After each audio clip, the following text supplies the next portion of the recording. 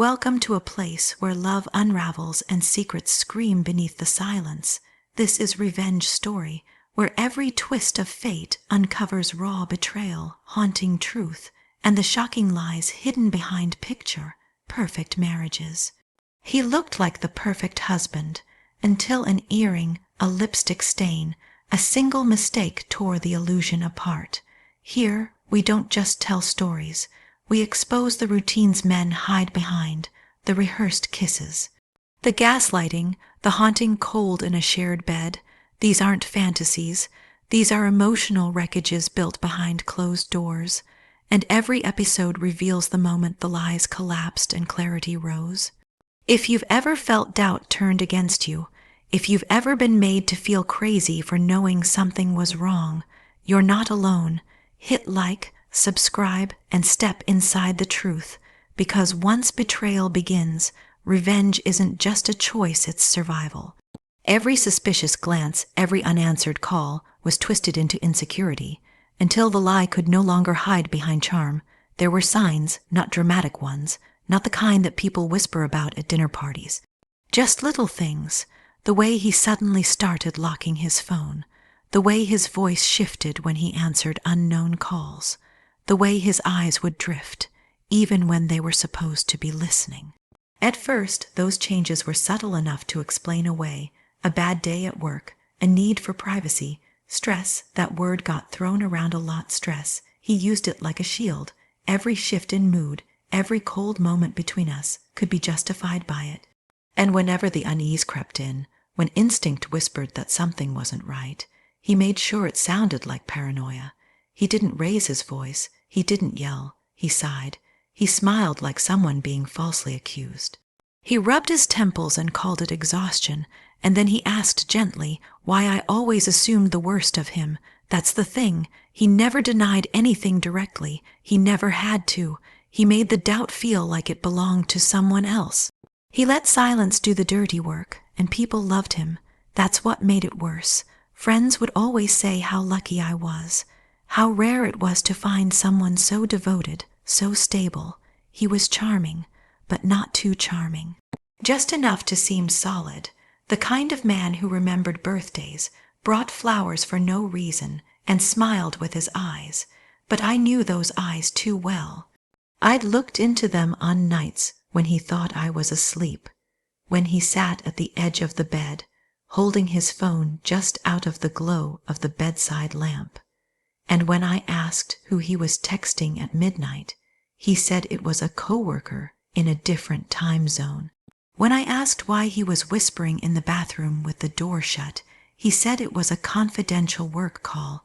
There was always an answer, always just enough to make me feel unreasonable for even asking.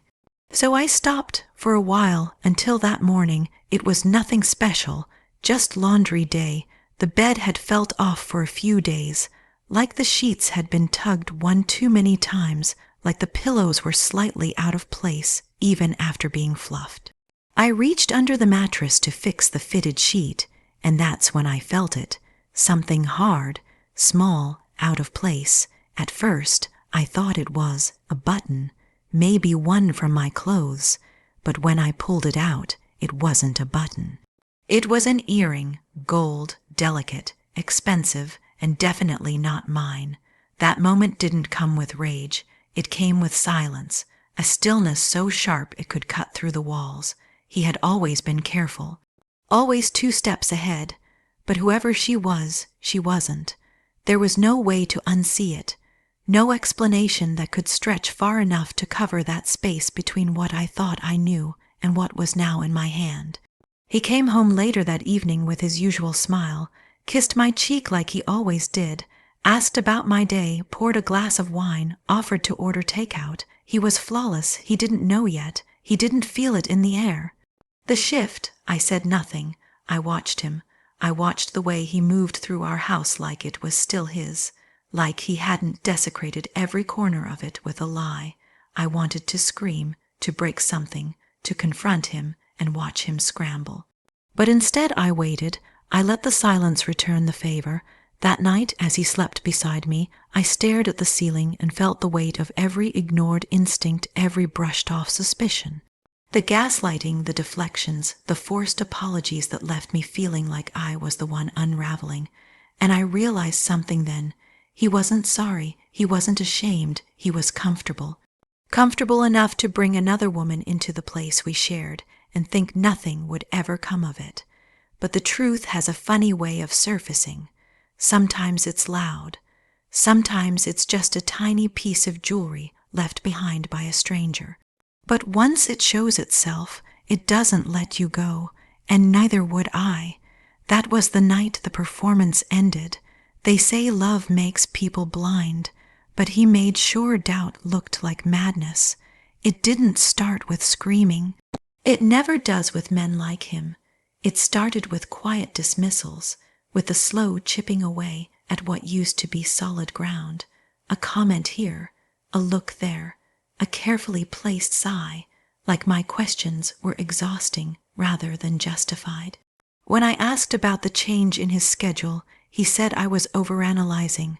When I mentioned the unfamiliar scent on his jacket, he chuckled, called me jealous, said maybe I needed a hobby. At first, I believed him. Or maybe I just wanted to. It's easier to accept being emotional than being betrayed. Easier to doubt your own mind than to imagine the man sleeping next to you is lying with every breath. So I swallowed the unease, pushed it down, and convinced myself it was just fear. But fear doesn't make a man smile at his phone and then lock the screen. It doesn't make him close his laptop the moment you walk into the room. It doesn't make him disappear into the garage for long calls with the engine turned on to drown the sound. Still, every time I brought it up, the same ritual played out. He'd tilt his head like I'd said something absurd. He'd lower his voice and make me feel like I was embarrassing myself. Why would you even think that? He'd ask, his tone perfectly calm. And then the dagger in disguise. You really need to stop creating problems that aren't there. That was his favorite phrase. Not lies, not cheating, problems. As if my instincts were flaws in the system, glitches in an otherwise perfect machine. He didn't just defend himself, he turned me into the enemy of my own reality, so I apologized again and again for being suspicious, for overthinking, for making things uncomfortable, for needing too much. It was only later I realized that was the goal. Not just to cover his tracks, but to make me question the path itself. But fate doesn't let the truth stay buried forever, and sometimes it shows up in places so intimate, so personal, it feels like a betrayal twice over. That night it was late. He'd gone to bed before me, claiming a headache. The bedroom was quiet, the lights dimmed low, the air heavy with the kind of silence that doesn't soothe, that suffocates. I pulled back the blanket, slid my hand under the pillow to adjust it, and felt something small shift against my fingers. It wasn't mine. It was cold, smooth, unfamiliar. I pulled it out slowly, already knowing. It was a hairpin, silver, ornate, delicate in a way that didn't belong to me. I stared at it for what felt like hours, the weight of it heavier than anything I'd ever held, because it wasn't just a forgotten object. It was confirmation. It was every unanswered question, every subtle deflection, every moment of being made to feel like I was losing my mind, compressed into a single, undeniable truth. He stirred beside me but didn't wake. He had no idea. The woman he thought was losing her grip had just found the only evidence she ever needed, and suddenly everything was clear. Every lie sharpened into focus. Every fake apology, every over-explained excuse, every casual dismissal, it all clicked. He wasn't just hiding something. He was feeding off the confusion, spinning doubt into guilt like it was a game he was winning. But the game was over. The next morning, he made coffee like he always did, kissed my cheek like he always did, smiled with that same war, not charm. He didn't know what I had tucked away in the drawer, hidden under the receipts he never looked at. He didn't know the mask was slipping. And I didn't let him. I didn't yell. I didn't confront him. I didn't give him the scene he probably rehearsed for. I gave him quiet, the kind that unnerves, the kind that waits, because that's what he never expected. Not a storm, a stillness, a silence that watched him closely, while planning everything he'd never see coming. Sometimes revenge doesn't start with a scream, it starts with a whisper, and a single silver hairpin under a pillow. The perfect marriage was built like a stage set, flawless from the front, rotting behind the curtains. To the world, he was everything a husband should be, warm, attentive, just the right amount of charming without being arrogant. He had this polished grace about him, a natural ease that made people lean in when he spoke and smile when he laughed. At family gatherings, he made sure to pull chairs out for the elders, refill wine glasses, wrap an arm around me at just the right moment. The perfect picture, the doting man, the faithful partner. No one ever questioned it. Why would they? He knew the role, memorized the lines, perfected the cues, and I played along because it was easier than facing what was happening behind the scenes. But the cracks were there, quiet ones, like a tremor before the earthquake. The way he always made sure his phone was face down, even when he wasn't using it. The way he showered the moment he walked through the door, even on days he claimed he never left the office. The way his tone shifted ever so slightly when he said, "I love you," like the words no longer belonged to him. At first, I chalked it up to routine. Marriage changes over time. People get tired. Life gets heavy.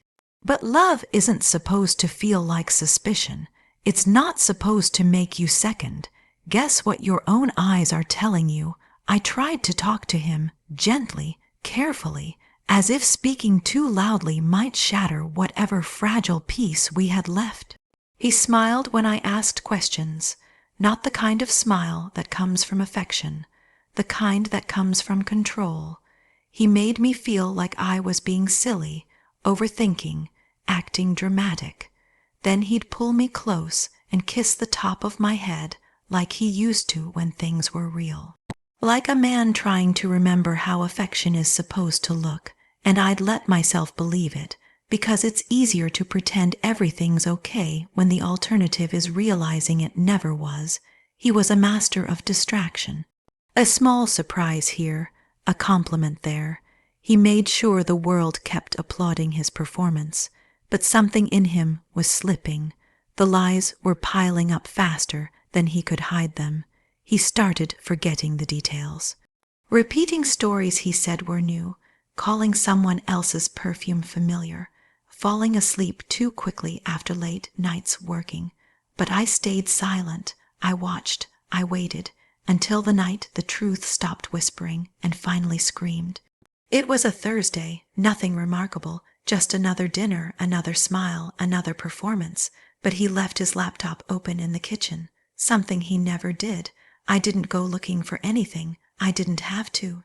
The screen was still lit, and the last tab was open. Her name was in the subject line, dozens of emails, a paper trail written in bold, intimate confessions, long weekends, stolen mornings, hotel receipts, and half-hearted regrets. He had forgotten his script. I stood there for minutes unmoving, reading word after word, seeing her words to him, seeing his responses, not just betrayal, familiarity, laughter, pet names I'd heard in our bedroom. Phrases I thought were ours. They weren't clumsy spur of the moment messages. They were part of a life, a second life, built behind the curtain of the one we shared. And yet, when he walked in that evening and saw me standing by the counter, he still smiled, still kissed me like nothing had changed, still poured wine and asked if I wanted to watch a movie. That was when it hit me. He wasn't just lying. He was living the lie better than the truth. But even the best actor forgets his lines eventually. I didn't confront him that night. I didn't rage. I let the silence hum between us like a warning. Let the performance continue just a little longer. Not for him, for me, because I needed to see it clearly. One last time, the way he could look me in the eye, knowing full well what he'd done. That was my answer, and once I had it, I knew. The applause was over, the curtain had fallen, and behind it was nothing but dust, decay, and the echo of someone I no longer recognized. When betrayal sleeps in your bed, it doesn't whisper, it haunts. It starts in small, invisible ways. The quiet shifts, the way his arms no longer wrapped around me in the middle of the night. How the bed felt colder, even with his body lying next to mine. The silence between us began to stretch longer, becoming heavier than the words he no longer said. And when he did speak, his voice carried a hollowness, not angry, not cruel, just empty, like he was reading from a script he didn't care to finish. There's a difference between someone being tired and someone being gone, and I could feel it. His presence was just skin deep. His mind, his heart, whatever once lived in the quiet moments between us, had drifted somewhere else. I told myself not to make it a big deal, that I was imagining it, that people change, that maybe we were just in a rut, but deep down I knew better. The warning signs weren't flashing lights. They were soft, slow pulses. Like a heartbeat that was no longer mine to feel. He came home later than usual. He touched his phone more than he touched me. He made love with a kind of detachment that didn't even bother to hide itself. I tried to believe it was work, stress, something other than what my gut was screaming, because believing that was easier than accepting the truth. I'd wake up in the middle of the night and watch him sleep, wondering where he really was in his mind, wondering whose name lived behind his smile, and even when he turned toward me, reached out in habit more than desire, the warmth was gone, and I'd lie there in the dark, replaying conversations, trying to find the moment it all started unraveling. Then came the moment that stripped all doubt away. It was a Sunday morning. He'd left early to grab groceries, and hadn't come back for almost 2 hours. I stayed in bed longer than usual. I remember the light spilling across the sheets, everything too quiet, too still. I went to fix the blanket to smooth the comforter he always kicked off, and that's when I saw it, a single item, small, out of place, cruelly feminine, a lace thong, black, delicate, folded into the corner of our bed as if it belonged there. It wasn't mine. There was no mistaking it. Not the size, not the style, not the scent that lingered on it. Something floral, something foreign. I stared at it like it was a ghost, like it had crawled out of the walls to mock me. But it was real, soft and tangible and twisted in the very space we once called safe. That moment didn't come with rage. It came with stillness, like a storm holding its breath. I didn't scream. I didn't cry. I just stood there, frozen in the image of what must have happened, in our bed, on our sheets, with the same pillows that held my sleep. It wasn't just betrayal. It was invasion. He had brought her here, into our life, into the space where we made promises, and he didn't even have the decency to cover his tracks. Or maybe he thought I'd never look. Maybe he believed he had worn me down so much that I wouldn't dare question anything anymore. He walked in not long after, with that fake smile, groceries in hand, kisses on lips that had lied too many times. He didn't know yet, didn't feel the change in the room, the shift in air, the silence that had turned from passive to electric. I said nothing. I watched him, studied his every move, the way he pretended, the way he slipped right back into the routine like nothing had changed, but everything had, because the thing about betrayal is that it doesn't need to be shouted to be heard. It lives in silence, in the spaces between the words, in the cold side of the bed, in the scent of someone else clinging to your sheets. It's quiet, but it never stops echoing, and from that day on, every look, every smile, every casual touch was a lie I'd memorized. Some men don't lie with words. They lie with routines, with rehearsed kisses, and war, not apologies.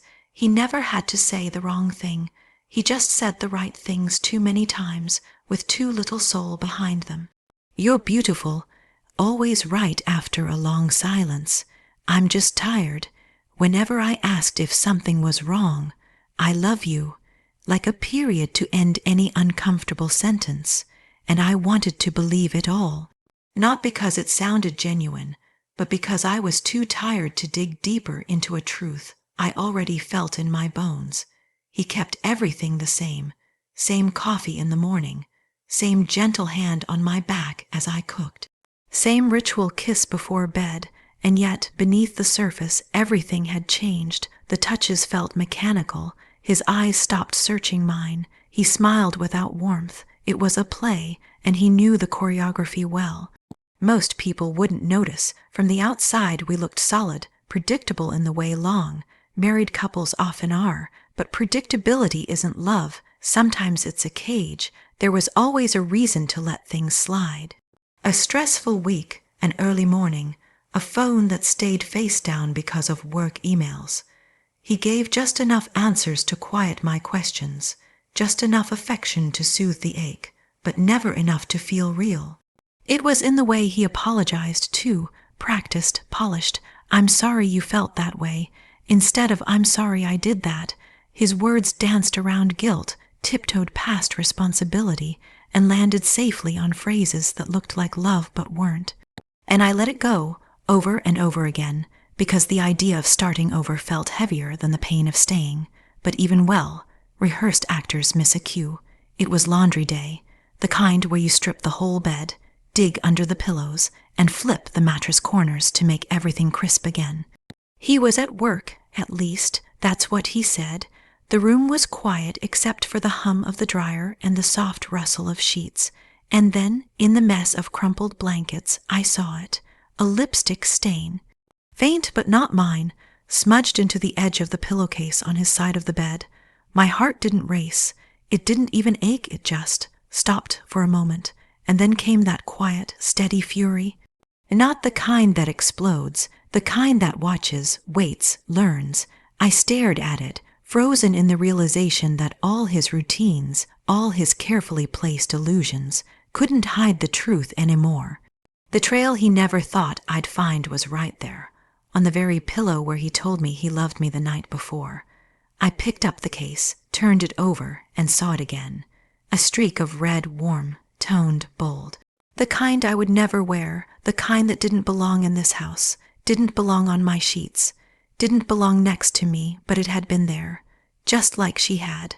When he came home, he was relaxed.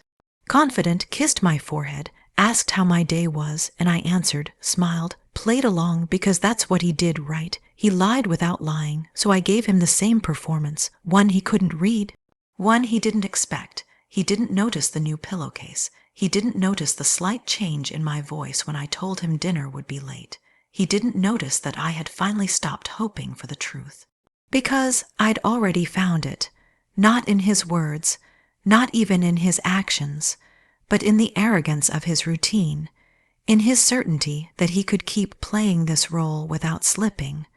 But even the most polished performances fall apart eventually, and all it took was one careless mistake, one smudge of lipstick where it never should have been. The real revenge wasn't the confrontation. It was watching his lies collapse under their own weight. He built everything on image. Carefully, meticulously. Every word, every gesture, every excuse he ever gave was designed to preserve what he wanted others to believe. That he was the good one, the stable one, the man every woman should feel lucky to have. The husband who worked hard, stayed loyal, and knew how to make a marriage look like something from a picture frame. He wanted control, not just over his actions, but over how they were perceived, over how I responded, over how others saw us. He didn't just want to be trusted. He needed it, needed to be the man no one would ever suspect, the one whose lies wore honesty like perfume, subtle, lingering, familiar enough to silence doubt. So when things began to shift, when I stopped asking questions and started paying attention, he didn't notice right away. He thought silence meant surrender. He thought my distance was defeat, but it wasn't. It was clarity. I started listening differently, watching with quieter eyes. I let his words pass without interruption, but I didn't believe them, not anymore. And with every carefully rehearsed answer he gave, I heard the cracks widening beneath his voice. He didn't see the collapse coming, because men like him rarely do. They confuse performance with protection. They think if they smile enough, kiss on cue, say all the right things in front of friends and family, the truth will stay hidden. But truth doesn't stay buried. It rises piece by piece in the places they forget to sweep. The moment it happened was small, almost insignificant. He left his phone unlocked, just once, not because he trusted me, but because he was in a rush. Rushing is what gets them. That moment they stop pretending and let their arrogance take over. I didn't need to scroll far. The messages were right there, bold, shameless. Not a one-time slip, not a mistake. A second life he'd been living in plain sight. Hotel plans, inside jokes, pictures, the words "I miss you," sent to someone who wasn't me. On the same day he came home with flowers and told me he'd been working late. I didn't scream, I didn't cry. I just stood there, holding the truth in my hands, realizing how long I'd been living with a stranger. He came home that evening, the same way he always did, light in his step. Keys dropped in the bowl, that familiar hum he made when he walked into the kitchen, and I watched him move through our house, so comfortable in his lie, so certain he was still in control. He didn't notice the phone was back exactly where he left it. He didn't notice the way I smiled when he kissed my cheek. He didn't realize the power had shifted. The real revenge wasn't in telling him I knew. It wasn't in tears or ultimatums or slamming doors. It was in watching him perform the same tired script, unaware that the audience had left. That I was no longer playing along, that the mask he wore so confidently had already begun to slip. Because once you see the truth, you can't unsee it. And once he realized that smile I gave him was no longer rooted in love, but in knowing, he started to unravel. Slowly, desperately, he sensed the air shift, the distance grow, and he couldn't name it. That terrified him more than any accusation ever could. He asked if something was wrong. I said no. He offered to cook dinner. I said sure. He said, "You know how much I love you, right?" I nodded, because I wanted him to feel what I had felt, confused, unsure, left alone in a silence that didn't explain itself. That's how it ends for men like him. Not with fire, not with chaos, but with quiet, the kind of quiet that wraps around them while the life they built on lies begins to collapse piece by piece, and all they can do is watch. If this story shook something inside you, don't let it fade. Hit like, subscribe, and join us for the next truth unmasked, because behind every perfect smile, there's a secret waiting to break free.